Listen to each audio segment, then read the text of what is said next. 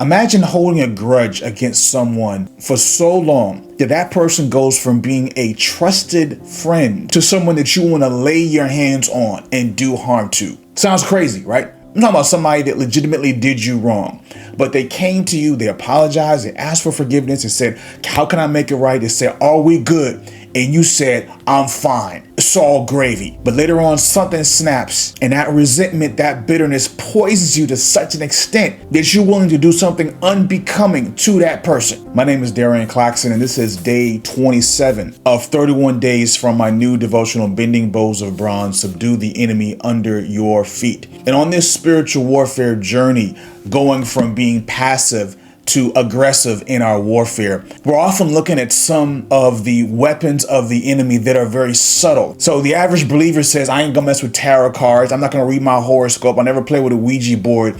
But yet the enemy has some sneaky ways to gain access and to gain glory from the everyday things that we do. Yesterday, we talked about one such weapon, and that is resentment. Well, today we see that in action in our ongoing case study, where we see how the poison of resentment can literally be fatal to both the person who wields it and the one on the receiving end. That person is a man named Ahithophel. Ahithophel, the Bible says, is David's friend, his counselor.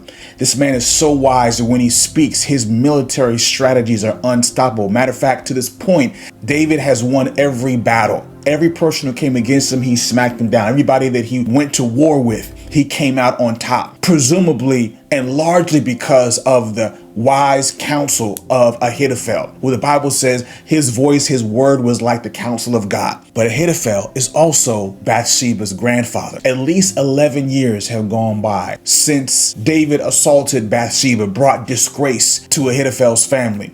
And this point now, where because of the resentment that Absalom, David's son, feels towards his father, he has actually done the unthinkable and has plotted to take over the throne, to usurp the throne of David. Now, I'm using my sanctified imagination here, but understanding what Ahithophel's relationship was to David and how important Ahithophel was to David's regime, to his kingdom, to his military prowess, there is not a scenario in my mind where David would not have proactively gone to Ahithophel, again, Bathsheba's grandfather, knowing what David did to her, and not say, yo, I want to make sure that we're good. I want to make sure there's no issues between us. I'm sorry for what I did. I asked for forgiveness. I've made an honest woman out of her. I married her. Are we good? And in my mind, he probably said everything was fine.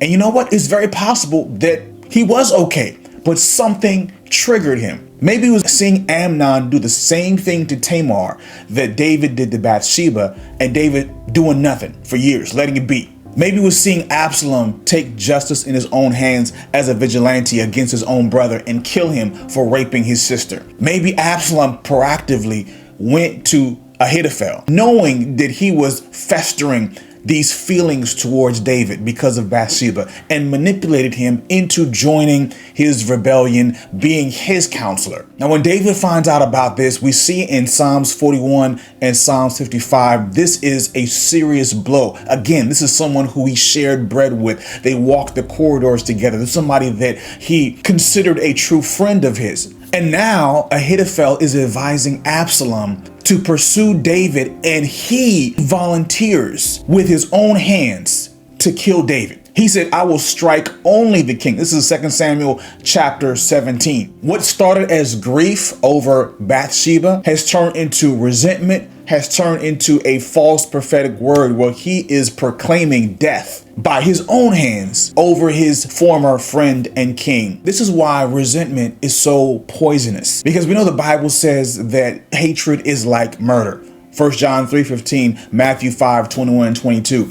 But with hatred, oftentimes it is made known. It is very clear to the person who is on the receiving end of that hatred, those strong feelings against them. And so if there was some misunderstanding, it's easy to get it cleared up because this person clearly has hatred towards you. But when it's resentment, it's usually not communicated. The same access that we grant the enemy into attacking that person through our hatred turns resentment into a curse, into a hex, And because it's never communicated, and because misunderstandings that could have been cleared up remain under the surface, the damage is exponentially worse. We'll continue this case study in a couple days and see what happens with Ahithophel and with David. One of the marching orders at the end of day 27 is to identify and write down one offense that you have kept bottled up. Take it to God in prayer. Confess that resentment out loud to him and let him tell you what the next steps are. But I guarantee you, at some point, the prescription is going to be 3 words: let it go. If you don't have a copy of the book yet and you would like to get a free sample of the first 3 days, that's what I want you to put in the comments. Let it go. I will send you the first 3 days of this for free. And tomorrow, as we set up part 2 of this case study, we dive into a high level tactic that God's people can use to attack the root of your problem instead of symptoms. I'll see you then.